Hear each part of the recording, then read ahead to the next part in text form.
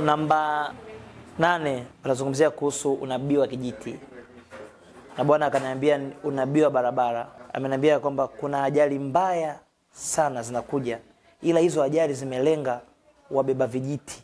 Jiombewe kama beba kijiti, barabara isitumike kama mlango wa kukwamisha hatima yako. Yani actually this year 2025 mpaka 2027 kuna wabeba vijiti. Wabeba vijiti maana yake wale ambao wanashikilia uongozi, wale ambao wamekaa kwenye nafasi za leadership. Kwa hiyo kuna ajali ambazo zimelengwa kwa wabeba vijiti, wanawake viongozi na watu wengi kwenye familia. Utagundua kwamba watu ambao watapata hizo ajali sio tu mtoto wa kawaida. Kwa hiyo Bwana akaniambia jiombee wewe kama beba kijiti. Na niliona manabii waombewe. Bwana alisema manabii waliobeba hatima waombewe, haswa barabara zao ziombewe. Shetani ametega mitego ya ajali na kuchafuliwa. Ibilisi ametega mitego ya ajali na kuchafuliwa.